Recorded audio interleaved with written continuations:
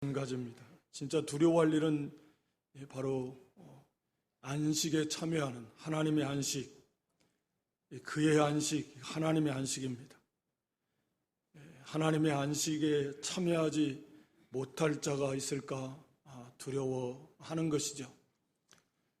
쉽게 말하면 구약의 이스라엘 백성들이 가나안 땅에 들어가지 못한 것을 하나의 모형적 사건을 통해서 마찬가지 원리로 신약 교회에도 참된 믿음을 소유하지 않고 그냥 교회 안에 있다가 여러 가지 환난, 풍파가 올 때 믿음을 배반하고 교회를 떠나는 사람들이 많이 나올 건데, 그런 자들은 결국 구약의 이스라엘이 가나안 땅에 들어가지 못하고 다 망했던 것처럼 1세대들이 궁극적으로 천국 하나님의 안식에 참여하지 못하게 된다. 구원받지 못하게 된다. 쉽게 말하면. 그것을 지금 말씀하고 있는 겁니다. 그래서 참으로 두려워해야 돼요. 여러분도 성경을 읽을 때 느끼는 거겠지만 늘 우리가 알곡과 가라지가 있다. 성경이 너무 많이 이 복음서 신약 성경에서 이런 부분에 대해서 말씀하고 있는데, 이 보이는 지상 교회 안에 있는 지체들이 다 구원받은 성도가 아니라는 거예요. 정말 두렵고 떨리는 일이지만 그 안에는 섞여 있다라고 하는 거죠. 우리는 엄밀하게 말하면 알 수 없지만 하나님은 정확히 아시고, 우리가 하는 일은 참 두려워할 일이다. 이스라엘 백성이 40년 광야 생활하면서 하나님의 인도를 받았지만 모세를 통한 하나님의 말씀을 받고 하나님을 섬긴다고 했지만 결국은 다 망했다. 이런 그 교훈을 보면서 오늘날에도 우리가 오늘 4장의 제목처럼 힘쓰지 않으면 안 된다. 이런 것이 항상 예수 믿으면 구원받는데 뭘 힘을 쓰냐 이렇게 생각을 할지 모르지만 그게 구원받은 성도의 모습이다 라고 하는 것입니다. 참으로 두려워해야 돼요. 안식에 들어갈 약속이 여전히 우리에게 남아있지만 너희 중에, 즉 우리 중에도 거기에 못 들어갈 자가 있을까? 있을 수 있다. 당시에 이런 히브리 기독교인 중에도, 교회 안에 있는 사람들 중에도 얼마든지 있을 수 있었고, 어느 시대나 다 그렇다. 오늘날에도 더 그렇고. 그래서 참으로 두려움으로 이거보다 더 중요한 일은 없잖아요. 항상 자기 자신도 살피면서 점검하면서 자기 확신이 아니고 사실은 성령께서 주시는 확신인데, 구원의 확신은 그런 믿음과 거기에 따른 열매들이 맺혀지고 있는가, 이런 것들을 점검하셔야 되고,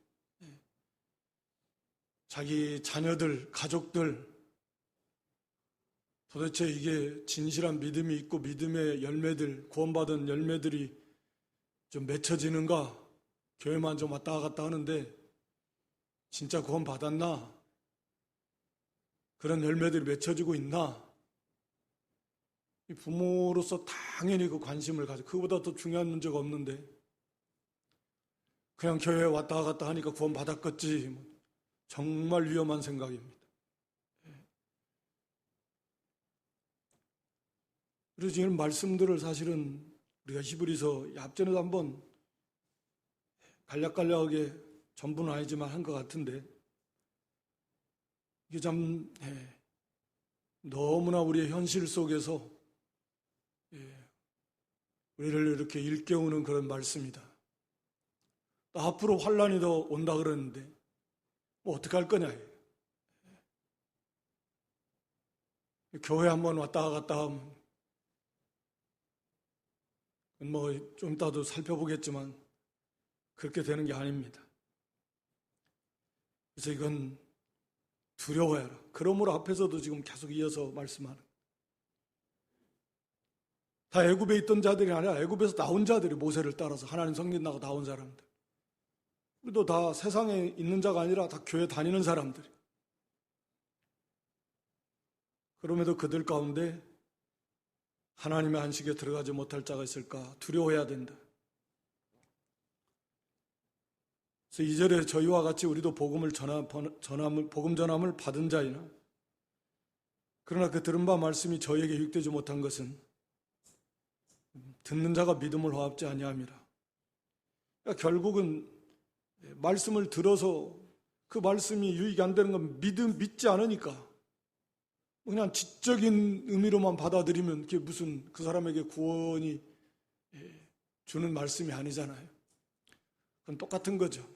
구약의 이스라엘 백성들이 말씀을 받았지만 믿지 않은 거예요. 지식으로는 알고 있겠지만 믿지 않았습니다. 오늘날에도 뭐 얼마나 귀가 높아질 만큼 말씀의 홍수 속에 어떻게 보면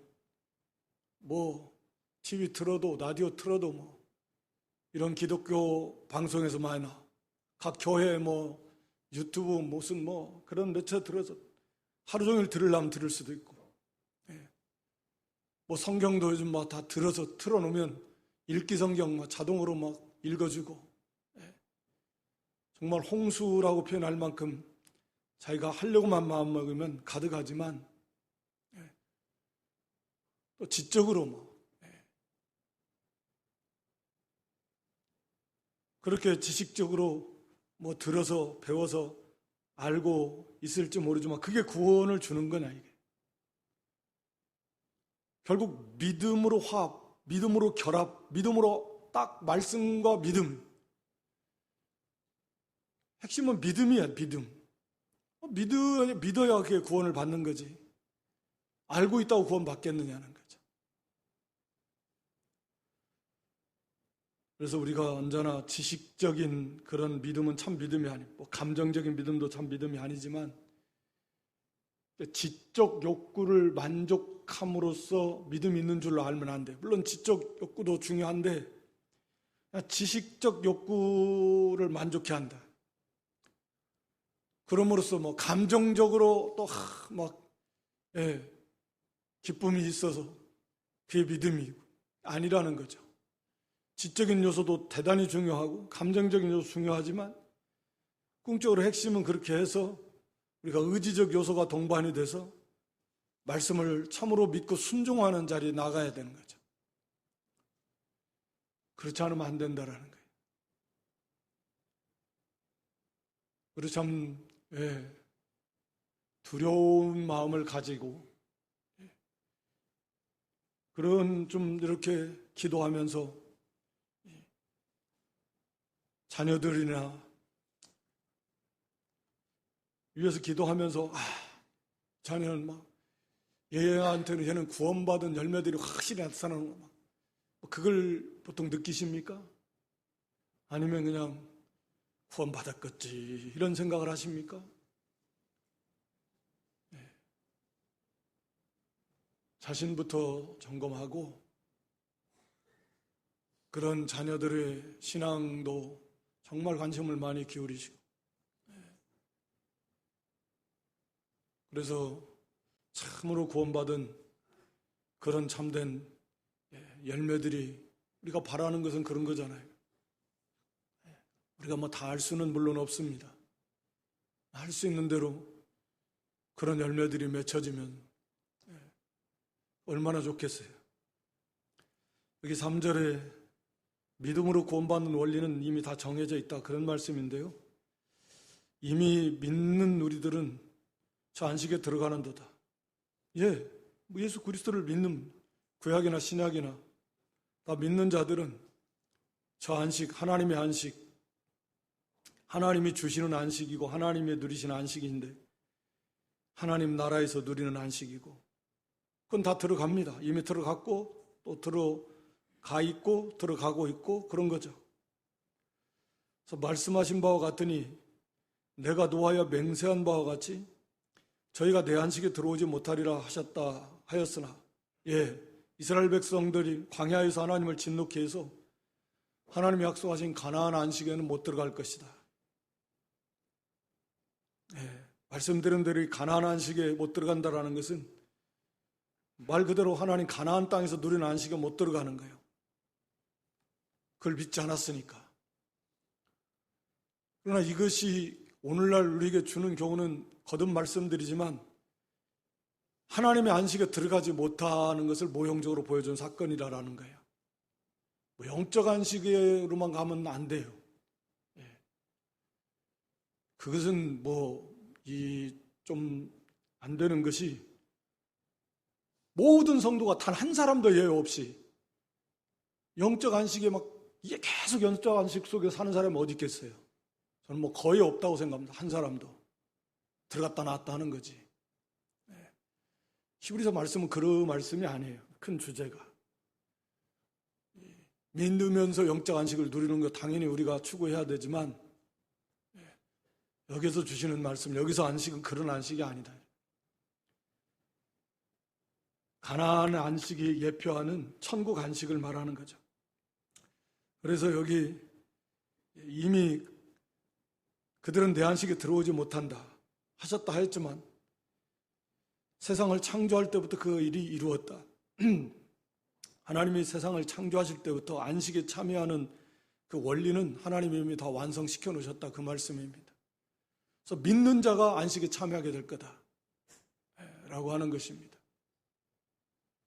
비록 애굽에서 나온 1세대들은 가나안 땅에 들어가는 그 안식에 들어가지 못했고 실패했지만 그럼에도 불구하고 여전히 하나님께서 믿는 자가 하나님 안식에 참여한다는, 하나님이 이미 창조하실 때부터 그 구원의 원리를 하나님이 다 세워놓으셨다, 그 말이죠. 그러니까 그것은 변함없다라는 그런 말씀을 하고 있는 것입니다. 그래서 제7일에 관하여는 어디 이렇게 일렀으되 제7일, 하나님은 제7일에 그 모든 일을 쉬셨다 하셨으며, 우리 창세기 2장 1절 이하에 제7일에 그 모든 일을 쉬셨다. 그러니까 6일 창조를 다 완성하신 다음에 7일 안식일을 만드시고 안식하셨다 그랬는데, 궁극적으로 그래요. 이것도 창조의 완성이 무엇이 진정 창조의 완성이냐?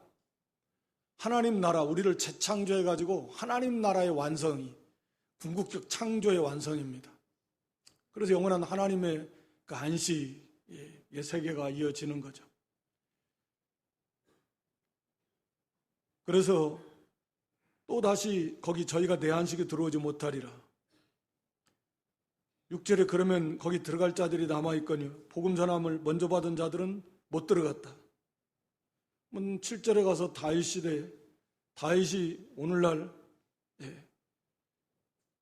너희가 그의 음성을 듣거든 너희 마음을 강팍게 말라 하였나니.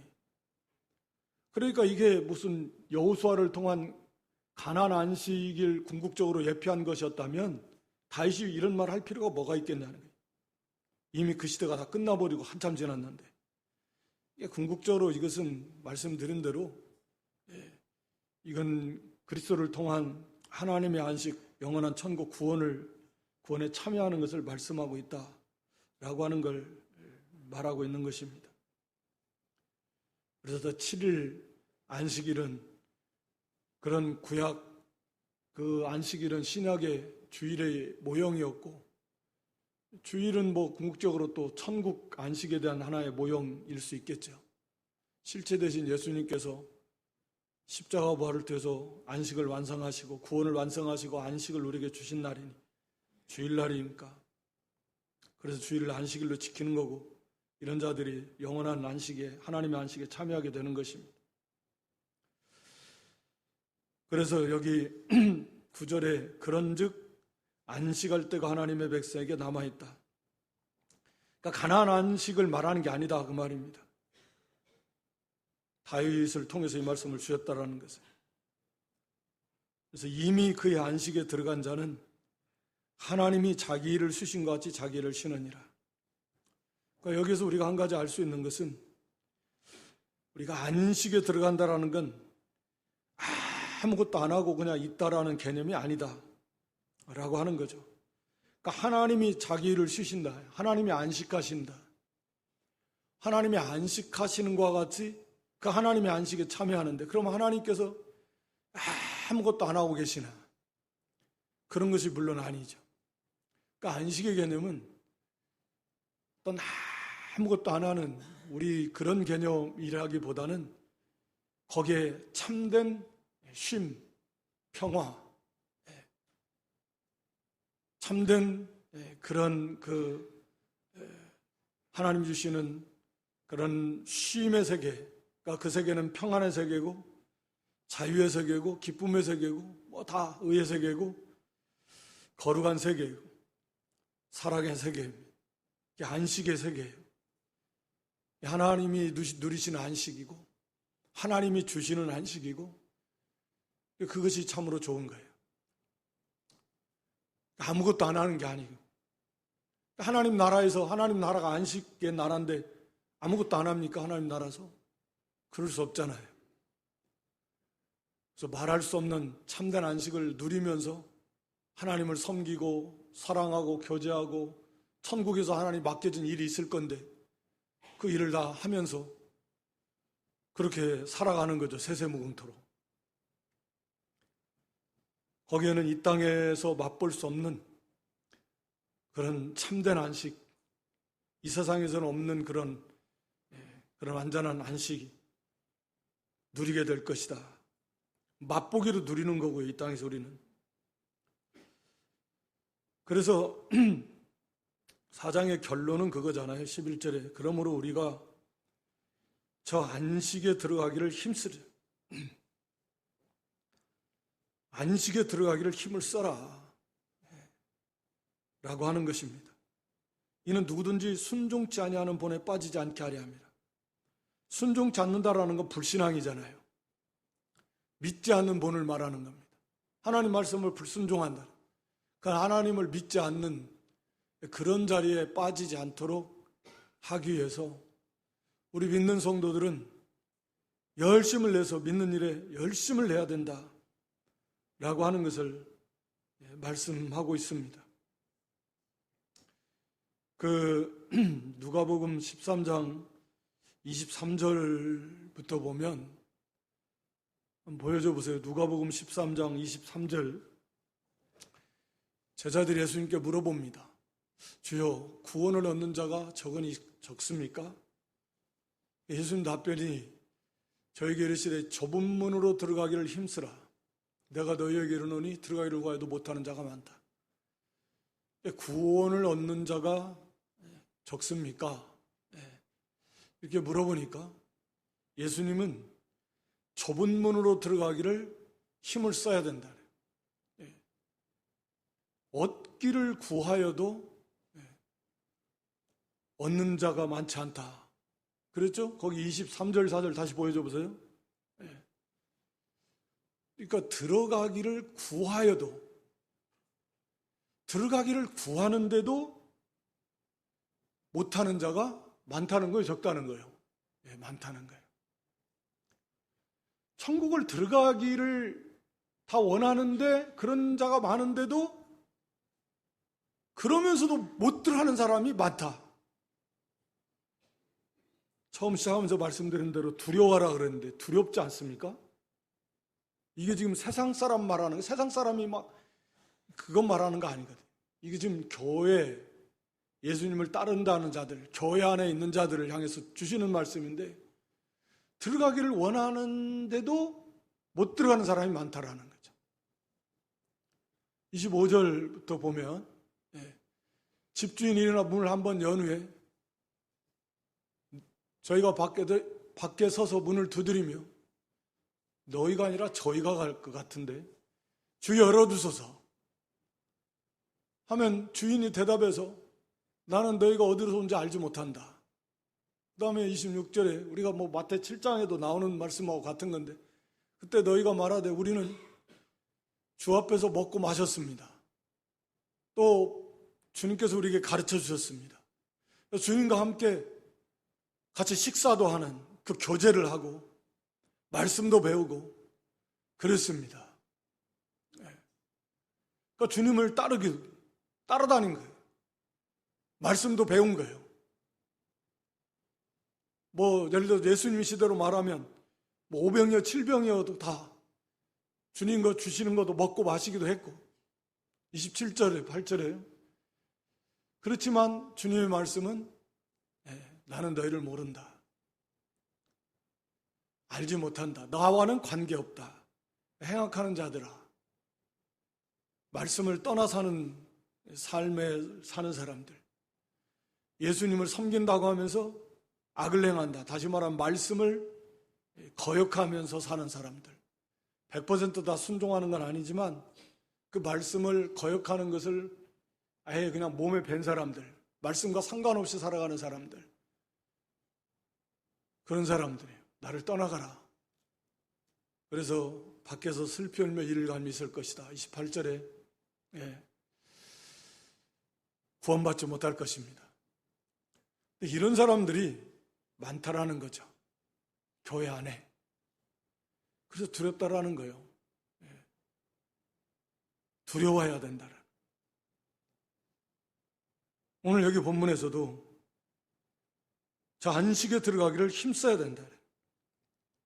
구원에 이르도록 힘을 써야 된다.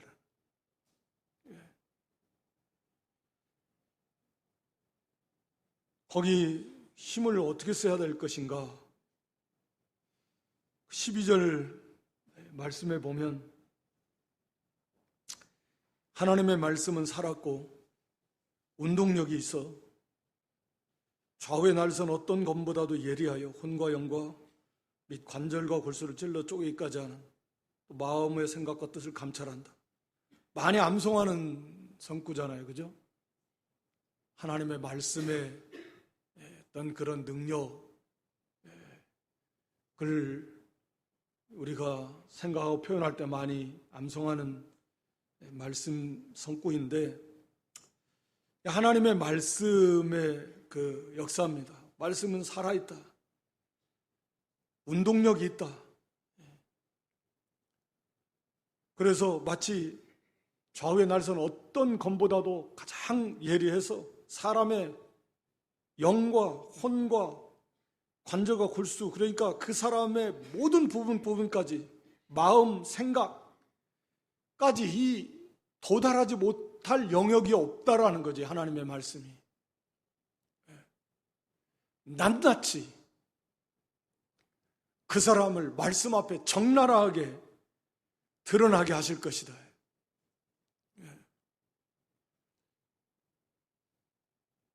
그럼 어떻게 되겠습니까? 13절에도 지으신 것이 하나라도 그 앞에 나타나지 않음이 없고 오직 만물 위를 상관하시는 자의 눈앞에 벌거벗은 것 같이 드러난다. 말씀 앞에서 감출 것이 하나도 없습니다.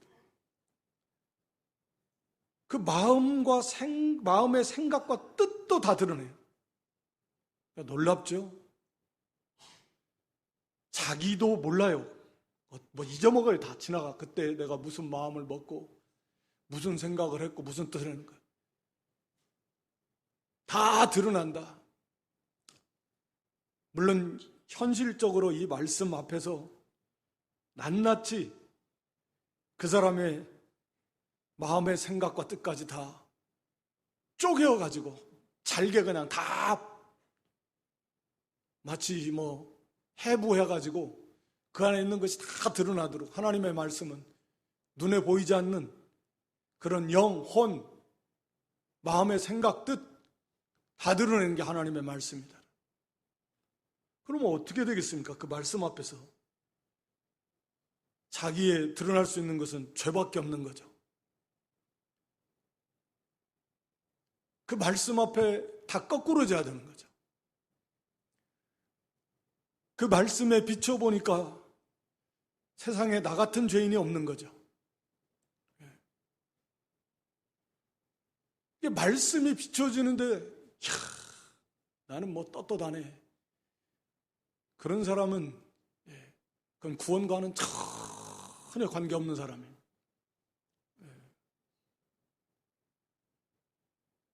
말씀의 검에 찔림을 당해서 자기의 죄가 낱낱이 생각이 나고 깨달아지고, 그래서 이건 뭐 정말 죽을 수밖에 없는 그런 죽어 마땅한 죄인 중에 상죄인이구나. 이게 말씀의 검 앞에 자신이 그렇게 쪼개져야 돼요. 그렇지 않으면 말씀드린 대로 그 사람은 구원과는 관계없을 것이다. 그래서 14절에 그러므로가 중요합니다. 자, 이렇게 되는 거예요. 죄가 가득한데 구원이 왜 어떻게 있냐는 거예요. 그러니까 그러므로 대제사장 예수 그리스도를 굳게 붙들어라. 14절에 하나님의 아들 예수시라 우리가 믿는 도리를 굳게 잡아라. 이거 외에는 없습니다. 그러니까 저 안식에 들어가기 힘쓴다라는 것은 그런 거예요. 예수를 굳게 붙드는 거예요.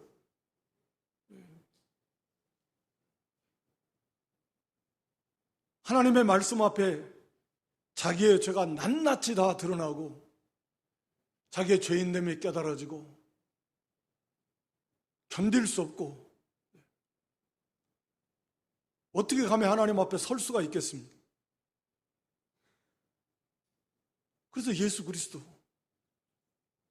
그러므로 우리에게 큰 위대한, 크다는 것은 뛰어난, 위대한, 탁월한, 가장 높은 구약의 어떤 제사장보다도 그런 의미죠. 그 큰 대제사장, 우리의 모든 죄 대속한, 그래서 하나님과의 모든 관계를 회복한 중보자 대제사장,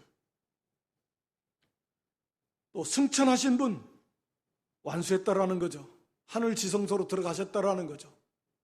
인간의 제사장들은 1년에 딱 한 번 대속제일날 대제사장 지성소에 들어가지만 하늘 지성소로 사명을 다 완수하시고 십자가 부활, 죄와 의, 죄의 문제 해결하시고 의의 문제 해결하시고 그리고 하늘 지성소로 들어가신 대제사장, 부활하신, 승천하신 분, 그리고 그분은 하나님의 아들, 단순한 사람이 아니시고 하나님이신, 왜 동시에 사람이신 바로 그 예수 그리스도, 그 믿는 14절에 그 핵심이 다 나와 있잖아요. 그래서 우리가 믿는 그 믿음이 굳게 붙잡자, 굳게 붙들으라는 거예요.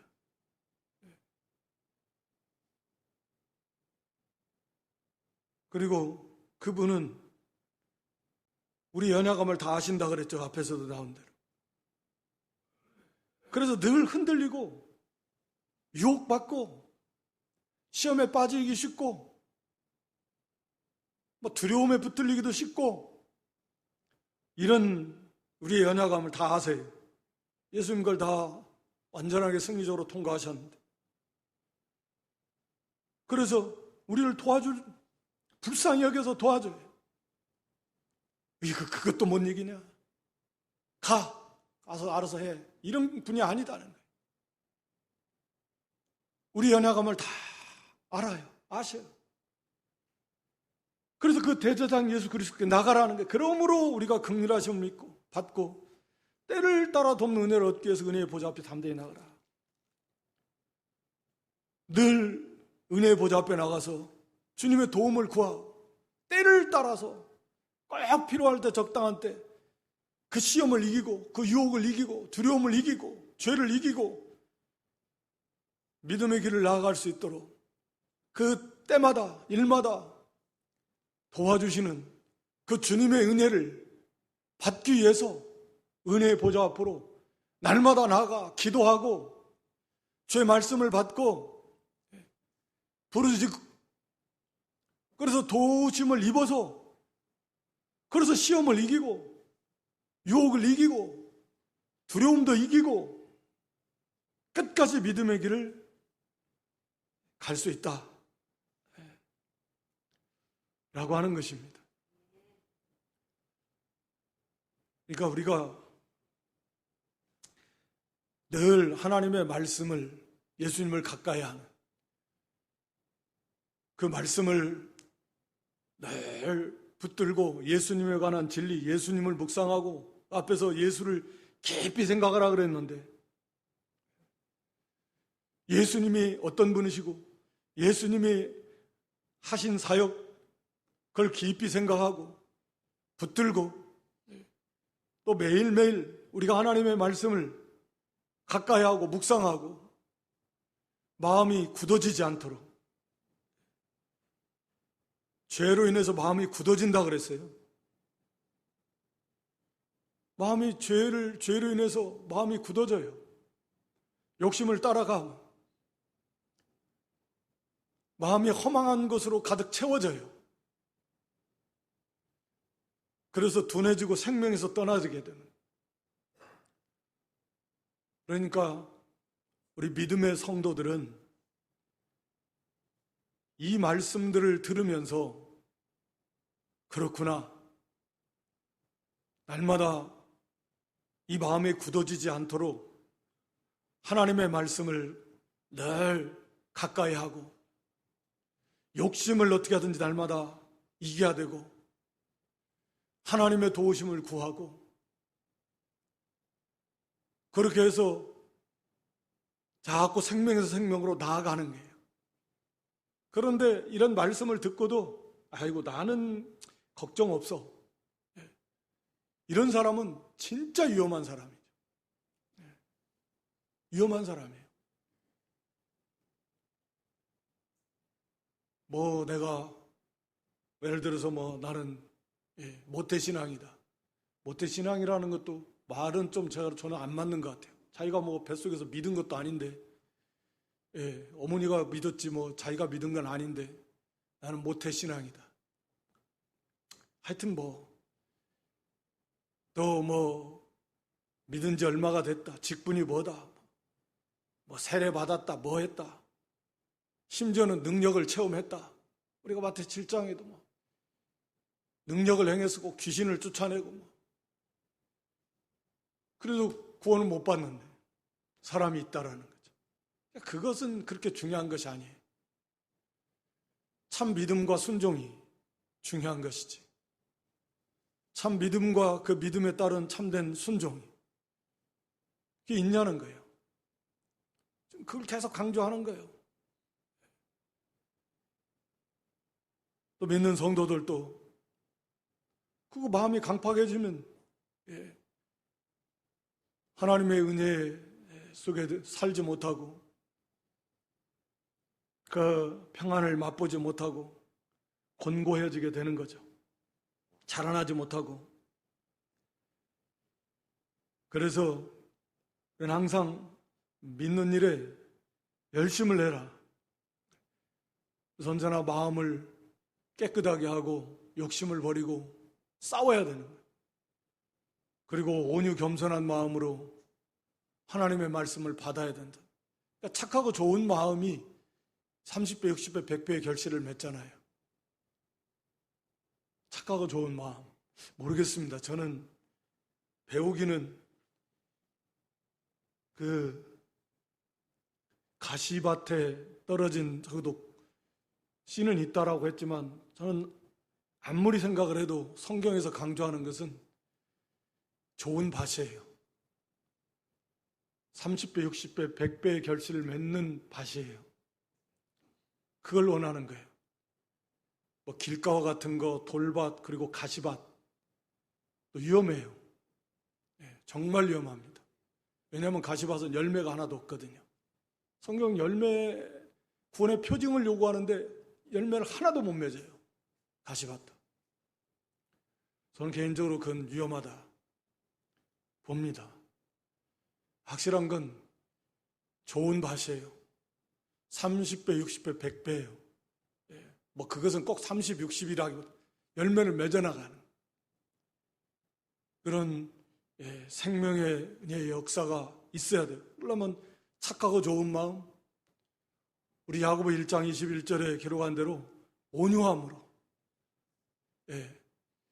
넘치는 악 내어버리고 너희 영혼을 구원할 바 마음에 심긴 너를 온유함으로 받으라. 마음이 온유하지 않으면 그냥 지식적 수준에는 머무를 수 있지만 구원에 이르는 참된 믿음을 믿을 수는 없다라고 하는 거죠.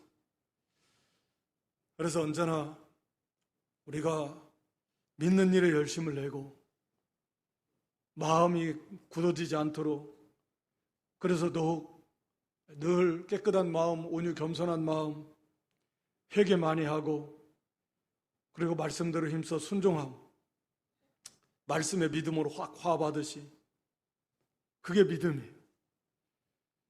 날마다 은혜의 보좌 앞에 나가기를 힘쓰고 깨어 구하기를 힘쓰고 계속 힘을 써야 돼요. 자라나고 달려가고 싸우고 인내하고 계속해서 그 자라나는 거예요. 그렇지 않으면 안 됩니다. 그러니까 이게 참 두려운 문제. 그래서 참 믿음이 없으면서도 구원받은 줄 알고 그냥 그런 거에 대해서 그렇게 심각하게 고민하지도 않고 그런 모습들이 보인다면 그건 정말 참 답답한 일입니다. 그래서 저는 부족하지만 성도들을 위해서 기도하면서도 그래서 답답할 때가 많아요. 그래서 뭐 하나님이 다 아시겠지만 우리가 진정한 구원받은 열매를 맺혀나가는 삶을 살아야 되는데 주일조차도 안 지키면 주일날 교회를 나오는 것이 구원받은 확실한 증거라고 볼 수는 없는데 그럼 뭐 주일도 잘 안 지키는데 도대체 구원은 받았을까? 뭐 이런 생각이 사실은 많이 있어요. 너무 답답하고 고통스러워요. 그래서 저는 기본적으로 항상 구원을 위해서 기도합니다. 자신을 위해서도 그렇고 자녀손들, 교회 나오다가 쉬고 있는 자녀들 아예 안 나온 눈물로서 기도하세요. 정말 눈물로서 기도하시고 하고 싶으면 할 수 있으면 바짓가랑이라도 막 붙잡고 그냥 매달려서라도 주 앞으로 나오게 해서 어찌하든 구원받게 하고 말씀에 관심이 없고 왔다 갔다 하는데 말씀에 관심이 없어요. 뜨겁지도 않고 죄에 대해서 차지도 않고 애통함도 없고 간절함도 없고 이거 정말 답답한 문제예요. 그래도 어떻게 해요? 할 수 있는 대로 하나님 앞에 부르짖고 권면하고 그래서 다 구원해. 이거보다 중요한 건 뭐 없어요. 뭐가 중요합니까? 요즘 보니까 뭐 젊은 사람들도 아픈 사람 많고 가는 건 순서도 없이 가는데 좀 전심전력으로 우리가 일에 힘을 써서 우리 자신이 그런 믿는 일에 열심을 내고 그리고 우리의 자녀들도 이렇게 구원에 이르도록 전심전력을 기울여서 정말 우리 가운데 한 사람도 떨어져 나가는 사람 없이 다 구원에 이르는 그런 복된 교회 성도들 다 될 수 있기를 주님의 이름으로 축원합니다.